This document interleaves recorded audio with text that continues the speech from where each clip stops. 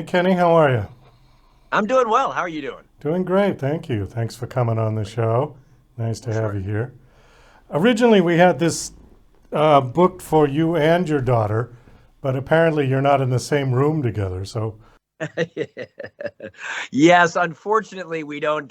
This is my basement studio. We don't actually fit in here together. No, she's a mom. She's got two kids, so we're constantly going in different directions. But I guess this is the new work way of the new millennium. So it's all virtual workplace. So yeah, with this particular setup of our VE show, we can't do a conference call. It has to okay, be one on one, unless people are. If she was sitting right there next to you, then it'd be fine. right. Yeah, You yeah, know, we yeah, could do yeah. it That like would have been that. better, but yeah, That's all right. yeah. We got you, so I'm happy. And you're here to talk about your book. You've got a new book out called Greeking Out. Where? Epic retellings of classic Greek myths. I happen to Okay. have it right here. Okay, super. Now Yeah, this book is a companion book to your podcast of the same title.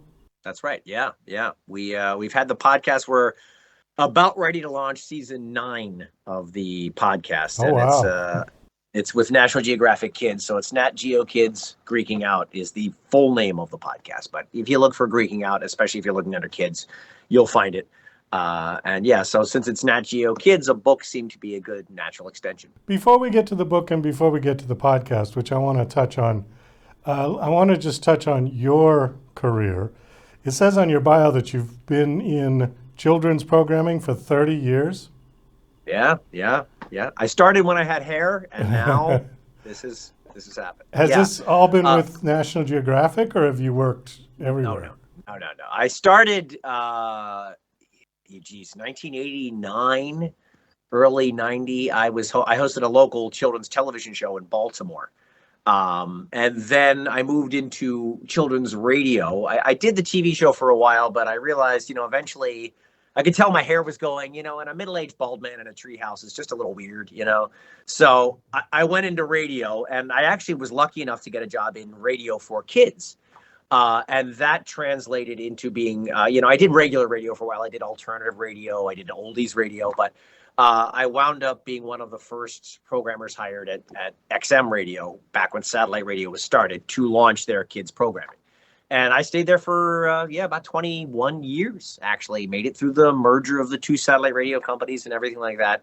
And of course, throughout that time, I developed relationships with a lot of kids programming folks, including the folks at Nat Geo.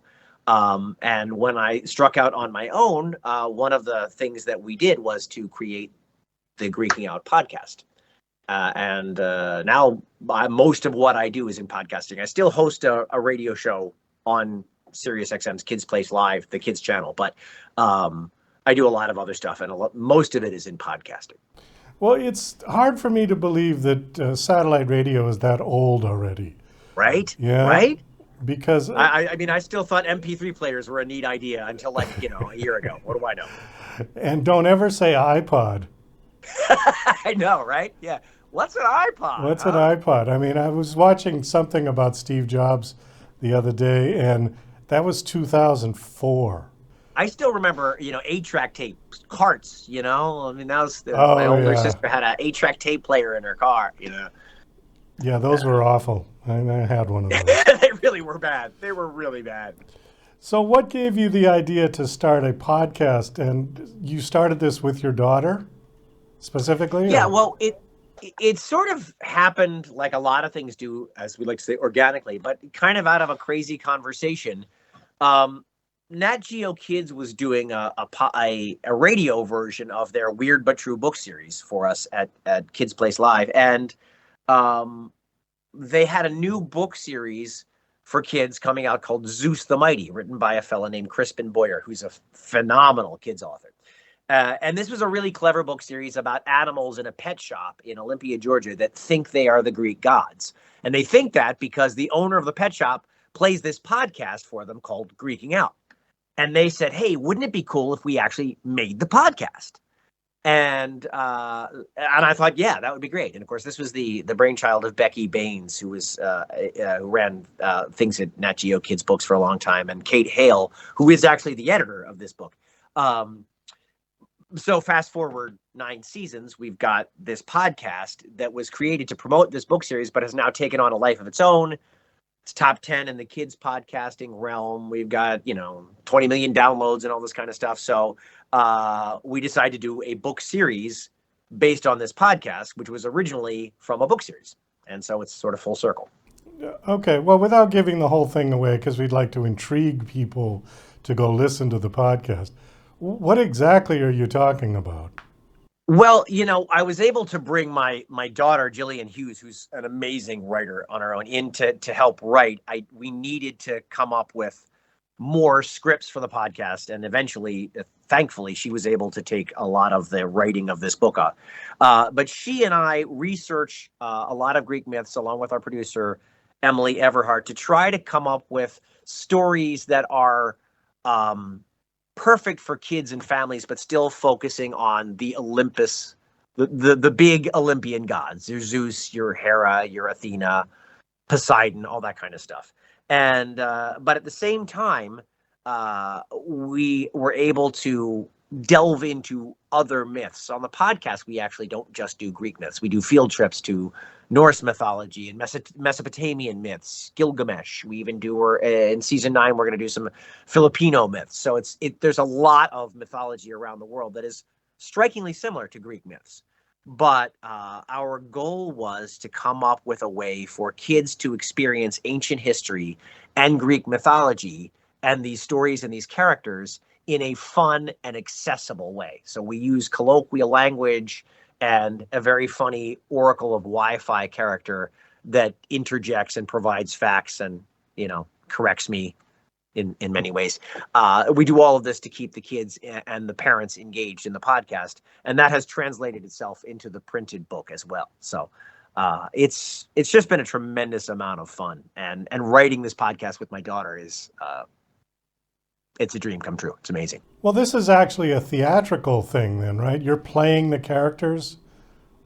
Well, no, I don't actually play we tell the stories. This is straight up storytelling. Okay. But I right. sort of create myself as a character. It's straight up, okay, so Zeus says this and says that. I do all the voices and that kind of stuff. And we have an amazing producer, Scotty Beam, who does sound effects and score and helps use the scoring that's written by Perry Grip to go throughout the entire stories. But we still have a little bit of back and forth. The Oracle of Wi-Fi character was created because in Nat Geo Kids books, there's all these margin facts. And so we wanted to have a voice that could provide that. And then when Jillian started writing for the podcast in particular, that character really took on a life of its own and a voice of its own. And it has become a fan favorite with the kids and their reactions. It's been a lot of fun. So it's sort of akin to like an old-time radio show. Yeah? It really is. Yes, okay. It really is. All right. We don't have, I would love it if we had actual like Foley and stuff like that. But it is, very much, there's a similarity to things like Dragnet. It's just, we don't do a full cast. It's just straight up narration, straight up storytelling. Okay. I got you. All right. And so the book came out of the podcast, and the book, how does it follow the podcast? Some of the myths in this book are myths that we talked about in the podcast. Okay. Some of them are brand new. We haven't even done them on the podcast yet. I think eventually we will, but we haven't yet. And so we're sort of in a situation where we're mixing the content for fans of the podcast and people who are brand new to Greeking Out. It is similar in terms of tone and how we approach the material and in format. In fact, the Oracle of Wi-Fi, who's strictly just a virtual character, actually exists. They actually drew her as this little thing right down here. I don't know if you can see that, but she's like little Wi-Fi. So it's been a lot of fun, and she exists in the book as well. So the format is similar. What we can do in the book that we can't do on the podcast is these amazing illustrations by Javier Espila. He's done an amazing job in interpreting these characters. And then we also have facts and interstitials, like this is about eat like the Greeks, like food. And then we have some other interstitials about where we get the term gymnasium. We have a full glossary index in the back about everybody's name and who's who on Olympus and how to pronounce it. So we get some actual literature facts and some historical facts in there, as well as these great stories from Greek culture. Well, I see Achilles' heel and Pandora's box and Herculean task on here. So that's, yeah, it's educational for the kids. You would teach them where that sort of phrase came from, you know? Yeah, they'll get it as they read the book. They're like, oh, I understand what they say. Now that I know what Hercules' 12 labors were, I get the idea. When you say a Herculean task, I get what you're saying. It's really hard. And you know, Pandora, I understand what Pandora's box means. Although it was actually a jar and not a box. Go figure. Pandora's jar doesn't have the same ring to it. It doesn't make it. No, Pandora's, it's got to be a box. That's, you know, branding and marketing. It's really important. Even back then, they knew. Absolutely. Could you imagine if they tried to change that to jar now? Yeah. I don't think that would fly as well. Nobody would buy that. Nobody would buy that at all. Nobody would buy that. No. So where can people listen to the podcast? Well, the podcast is available, you know, wherever you get your favorite flavor of podcasts, you know, Apple Podcasts or Spotify or what have you. And it's National Geographic Kids Greeking Out.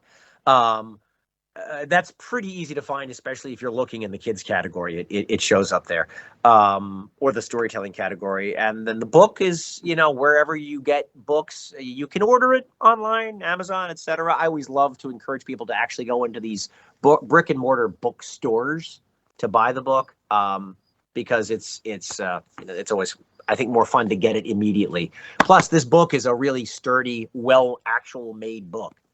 It was my biggest surprise. Like, I don't know why I thought it was going to be some like cheap paperback, but Nat Geo really does a great job. This is a book that your, you know, first grader can throw down the steps and still pick up and read, and it's not going to fall apart. So it's kids. Not that I'm encouraging anybody to throw books down steps. I want to be perfectly clear about that. It's kid sturdy. Yeah. That's right. It's kid sturdy. Yeah. Kid tested. Kid tested. Okay. Are you going to do more of these books to go along with the podcast? Yeah. Is this book one? Yes, we are. Yes. Actually, we are working on the second book to this one. We can't give out all of the details, but I will say that if your kids are Percy Jackson fans, you're really going to love the second book. Well, I think, Kenny, we're going to wind this down at this point. Thanks so much for coming on. The book is called Greeking Out Epics. Why can I not find it on here? Epic retellings. It's just because you don't have the book right in front of you. Okay. Epic retellings of classic Greek myths. If it makes you feel any better, I kept saying classic retellings of epic Greek myths constantly. I had to be corrected. So it's the epic retellings of classic Greek myths. That's the official tie-in. But if you just look for Greeking Out book, you'll get this. Greeking Out. It's beautiful. All right, we'll just go with that. Last question, I'll let you go. Do you have a website you want to give out? You know, you can always look up the National Geographic Kids stuff on websites and on social. On Facebook, the Nat Geo Kids thing is really prominent. If you're interested in finding me or Jillian, our company name is Fink Inc. Media, FINKINC media.com. And you can learn more about me or the amazing writer Jillian Hughes, who is the engine that drives all of this. Okay, great. Well, thanks so much for coming on the show. It was nice meeting you, and best of luck with all of it. Thank you, Douglas. Appreciate it. Nice meeting you. Thanks, everybody.